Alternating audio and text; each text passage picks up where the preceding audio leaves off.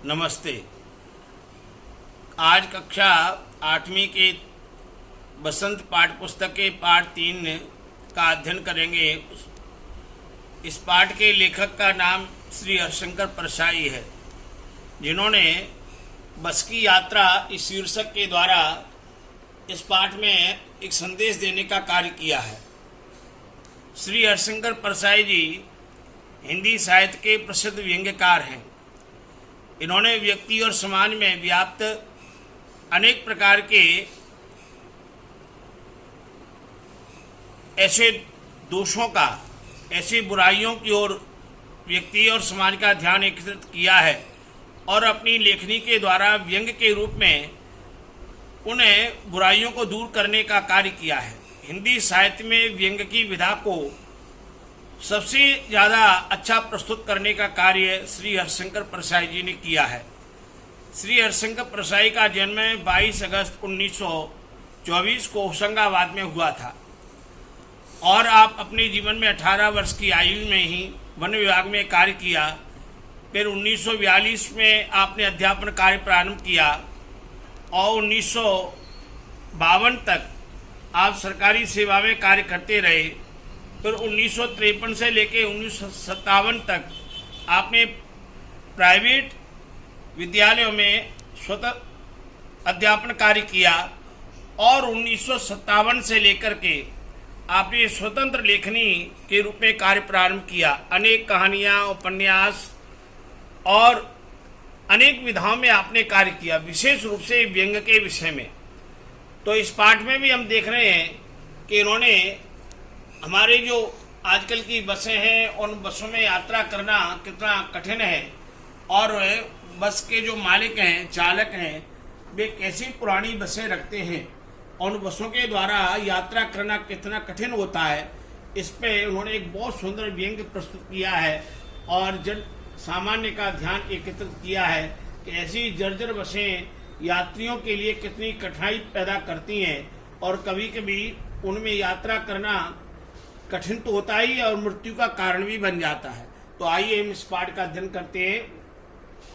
हम 5 मित्रों ने तय किया कि शाम 4 बजे की बस से चलें। पन्ना से इस कंपनी की बस सतना के लिए घंटे भर बाद मिलती है, जो जबलपुर की ट्रेन मिला देती है। सुबह घर पहुंच जाएंगे। हम में से 2 सुबह काम पर हाजिर होना था, इसलिए वापसी का यही रास्ता अपनाना जरूरी था। लोगों ने सलाह दी कि समझदार आदमी इस शाम वाली बस से सफर नहीं करते। क्या रास्ते में डाकू मिलते हैं? नहीं, बस डाकिन है। प्रिय विद्यार्थियों, यहाँ हरिशंकर परसाई जी ने एक शब्द का प्रयोग किया कि बस से यात्रा करने में रास्ते में डाकुओं का भय नहीं है, एक बस डाकिन है। ये बस ही स्वयं डाकिन है। लोगों के लिए जीवन में कैसे खतरा है, इस पर इन्होंने एक व्यंग्य किया कि बस ही स्वयं डाकू है। ये जिस बस में यात्रा करते हैं वो बस ही लोगों को धोखा देती है। बस को देखा तो श्रद्धा उमड़ पड़ी, खूब वयोवृद्ध थी।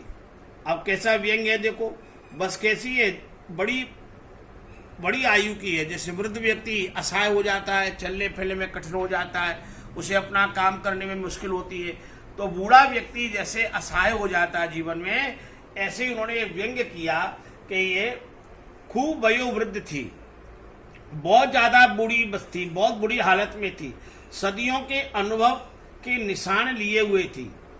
कितना सुंदर व्यंग्य है। अनेक वर्षों के निशान अपने लिए हुई थी कि उसकी कितनी बुरी हालत है, जर्जर अवस्था है। चित्र में भी हम देख रहे हैं कि बस को कितना जीर्ण शीर्ण है, बड़ी पुरानी हालत में यहाँ दिखाया गया है। लोग इसलिए इससे सफर नहीं करना चाहते कि वृद्धावस्था में इससे कष्ट होगा। यह बस पूजा के योग्य थी। ये तो बस पूजा के योग्य है कि इसको देख करके पूजा करने, यात्रा के लिए नहीं है। उस पर सवार कैसे हुआ जा सकता है, एक बहुत बड़ा प्रश्न है श्री हरिशंकर परसाई जी ने यहाँ उपस्थित किया है। अगले प्रसंग में हम देखते हैं, बस कंपनी के एक हिस्सेदार भी उसी बस में जा रहे थे। हमने उनसे पूछा, यह बस चलती भी है?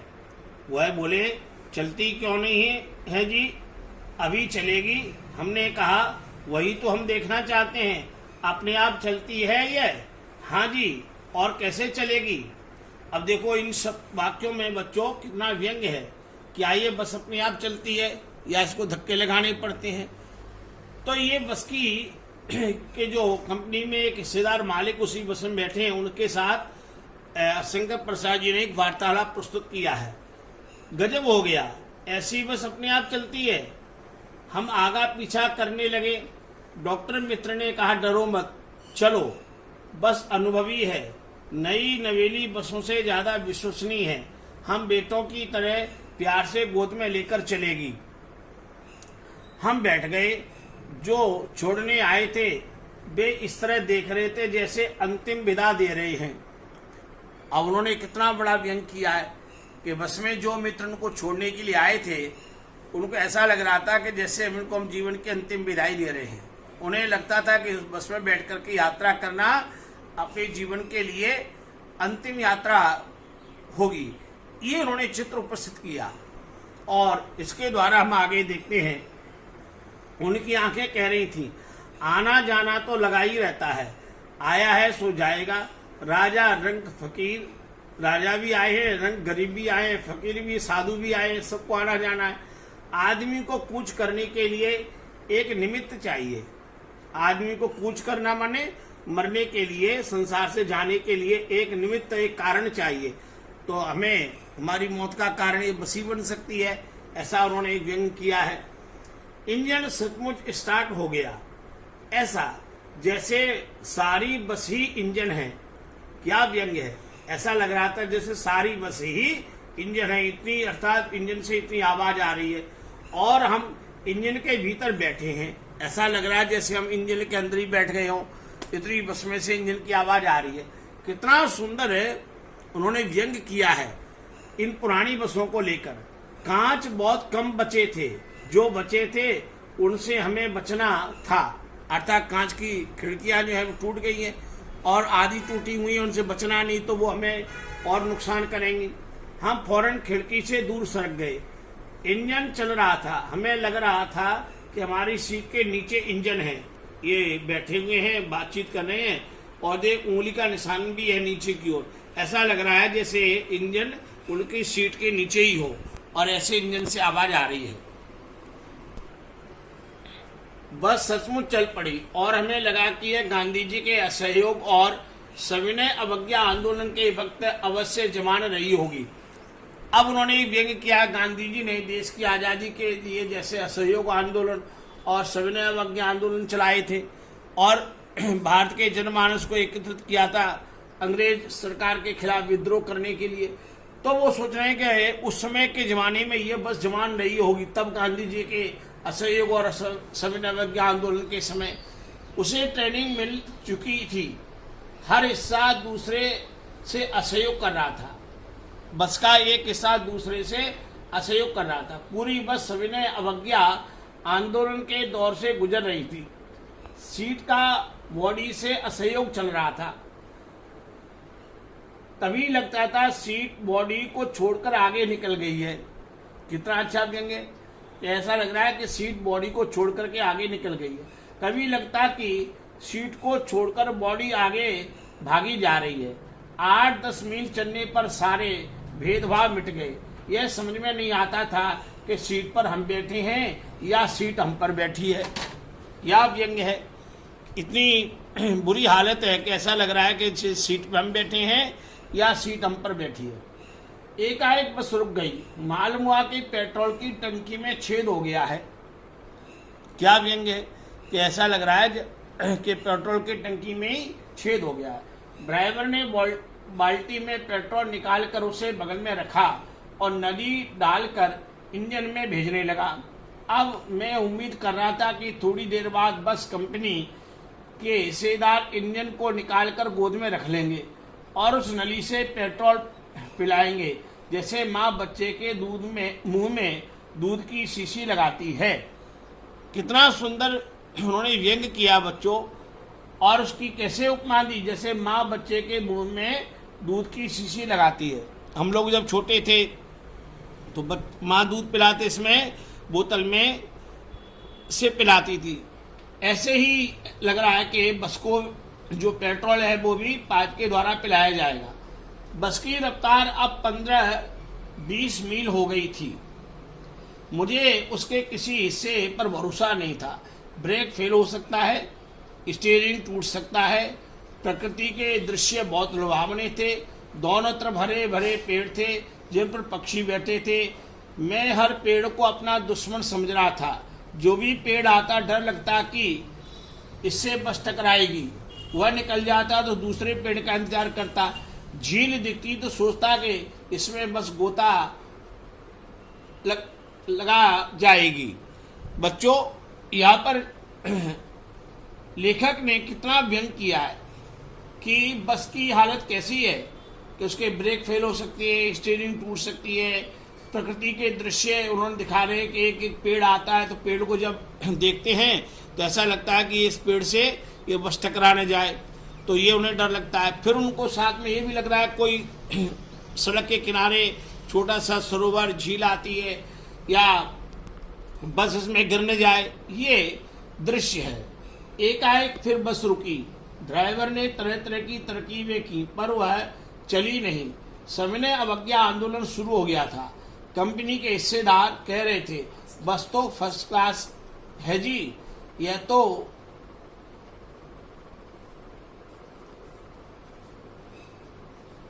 बस तो फर्स्ट क्लास है जी, यह तो इत्तेफाक की बात है। छीड़ चांदनी में वृक्षों की छाया के नीचे यह बस बड़ी दयनीय लग रही थी। लगता है जैसे कोई वृद्धा थककर बैठ गई हो। हमें ग्लानि हो रही थी कि बेचारी पर लदकर हम चले आ रहे हैं। अगर इसका प्राणांत हो गया तो इस बियाबान में हमें इसकी अंत्येष्टि करनी पड़ेगी। प्रिय बच्चों, यहाँ लेखक ने एक बहुत सुंदर व्यंग किया कि ये बस की जो हालत है कैसी एक वृद्धा महिला की तरह से है और ये जंगल में कहीं बस खराब होगी तो हमें ही इसकी अंत्येष्टि न करनी पड़े। इस प्रकार आप ये देख रहे हैं कि हरिशंकर परसाई हमारे मध्य प्रदेश में ही जिनका जन्म हुआ और उन्होंने हिंदी साहित्य को एक व्यंग के रूप में एक नई ऊर्जा कैसे दी है और प्रत्येक शब्द में, पद पद में, वाक्य वाक्य में व्यंग के द्वारा ये जर्जर पुरानी बसों को लेकर के जो लोग मालिक यात्रियों के साथ धोखा करते उसका कितना एक व्यंग के रूप में चित्रण यहाँ उपस्थित किया और जिसको हम पाठ में देख रहे हैं। हिस्सेदार साहब ने इंजन खोला और कुछ सुधारा। बस आगे चली। उसकी चाल और कम हो गई थी। धीरे धीरे वृद्धा की आंखों की ज्योति जाने लगी। चांदनी में रास्ता टटोलकर वह रेंग रही थी। जैसे एक वृद्धा की वृद्धावस्था में आंखों की ज्योति चली जाती है, ऐसे ही चांदनी रात थी तो रास्ता टटोल करके बस रेंग रही थी। जैसे सड़क पर कोई चीज, छोटे छोटे जीव जंतु रेंगते हैं, ऐसे बस भी रेंग रही थी। आगे या पीछे से कोई गाड़ी आती दिखती तो वह एकदम किनारे खड़ी हो जाती और कहती, निकल जाओ बेटी, अपनी तो वह उम्र ही नहीं रही। क्या व्यंग है कि बसें इतनी पुरानी है कि कोई दूसरा वाहन आता तो बस रुक जाती है, कहती तुम निकल जाओ, हम तो ये खड़े हैं। एक पुलिया के ऊपर पहुंचे ही थे कि एक टायर फिस करके बैठ गया। वह बहुत जोर से हिलकर थम गई। अगर स्पीड में होती तो उछलकर नाले में गिर जाती। मैंने उस कंपनी के हिस्सेदार की तरफ पहली बार श्रद्धा भाव से देखा। वह टायरों की हाल जानते हैं, फिर जान हथेली पर लेकर इसी बस में सफर कर रहे हैं। उत्सर्ग की ऐसी भावना दुर्लभ है। सोचा, इस आदमी के साहस और बलिदान भावना का सही उपयोग नहीं हो रहा है। इसे तो किसी क्रांतिकारी आंदोलन का नेता होना चाहिए। अगर बस नाले में गिर पड़ती और हम सब मर जाते तो देवता बाहें पसारे इसका इंतजार करते। कहते वह महान आदमी रहा है जिसने एक टायर के लिए प्राण दे दिए, मगर मर गया पर टायर नहीं बदला। बच्चों, यहाँ कितना बड़ा व्यंग है कि बस के टायर इतने पुराने हैं, पुलिया पर बस चढ़ती है और टायर फट जाता है। वो तो इतनी धीमी गति है कि बस रुक गई, अन्यथा नाले में गिर सकती थी। और उसके मालिक कंपनी के हिस्सेदार साथ में बैठे हैं, पुराने टायर हैं, घिस गए हैं, फिर भी नहीं बदल रहे हैं, और वो व्यंग कर रहे हैं कि ऐसा लग रहा है कि वो मर जाएंगे पर टायर नहीं बदलेंगे। दूसरा घिसा टायर लगा, बस फिर चली, और दूसरा भी जो टायर लगाया वो भी घिसा हुआ है, पुराना ही है, नया टायर नहीं लगाया। अब हमने वक्त पर पन्ना पहुंचने की उम्मीद छोड़ दी। पन्ना कभी भी पहुंचने की उम्मीद छोड़ दी थी। पन्ना क्या, कहीं भी कभी भी पहुंचने की उम्मीद छोड़ दी थी। लगता था जिंदगी इसी बस में गुजारनी है और इससे सीधे उस लोक को प्रयाण कर जाना है। इस पृथ्वी पर उसकी कोई मंजिल नहीं है। हमारी बेताबी, तनाव खत्म हो गए। हम बड़े इत्मीनान से घर की तरह बैठ गए। चिंता जाती रही, हंसी मजाक चालू हो गया। हरिशंकर परसाई। प्रिय बच्चों, इस पाठ के हमने अंतिम भाग में देख रहे हैं कि लेखक बहुत व्यंग के साथ इस बात को कह रहे हैं कि ये बस हमें अपने गंतव्य तक नहीं पहुंचा सकती, जहाँ में जाना वहाँ नहीं पहुंच सकते। पन्ना जाने के लिए बैठे हैं, अब पन्ना की यात्रा तो नहीं हो सकती, और वो बड़े दुखी हो जाते हैं और सोचते हैं कि ये जहाँ में पहुँचा वहाँ नहीं पहुँचेंगे, और इस पृथ्वी पर इस बस की कोई मंजिल ही नहीं है, इसका कोई निश्चित स्थान ही कहाँ पहुँचेगी। हम बेताबी तनाव से खत्म हो गए। हमने सोच लिया था आप बैठ ही रहे, और हम बड़े इत्मीनान से, बड़े आराम से घर की तरह बैठ गए, जैसे घर में व्यक्ति बड़े आराम से बैठ जाता है, और चिंता जाती रही, हंसी मजाक चालू हो गया। अब हम आपस में हंसी मजाक कर रहे थे। तो इस पाठ में हमने बच्चों देखा कि बस की यात्रा के जर्जर पुरानी बसें यात्रियों के लिए कैसे प्राण घातक बन जाती हैं। आए दिन हम ऐसी चीज़ें देखते हैं, घटनाएं देखते हैं। तो हरिशंकर प्रसाद जी ने एक बहुत सुंदर व्यंग के द्वारा इस पुरानी बसों का चित्र यहाँ खींचा है। आप घर में इस पाठ को 1-2 बार पढ़िए, और पढ़ने के पश्चात में इसके प्रश्नोत्तर मैंने आपको भेज दिए हैं, वहाँ से इन प्रश्नों को पढ़िए और उसका उत्तर अपनी हिंदी की कॉपी में अच्छी तरह से नोट कीजिए। कहीं कोई चीज़ आपको समझ में नहीं आती है तो फिर मुझसे संपर्क कीजिए और पूछ लीजिए। पूछने में कभी संकोच नहीं करना है। जो चीज़ हमें नहीं आती है उसको पूछना जरूर चाहिए, और अपने स्वास्थ्य का भी ध्यान रखें और अपनी पढ़ाई में पूरा मन लगाएं। घर में आराम से रहते हुए अपने कार्य को समय पर पूरा करें। इन शब्दों के साथ आप सबके प्रति बहुत बहुत प्रसन्न रहें, यही शुभकामना है।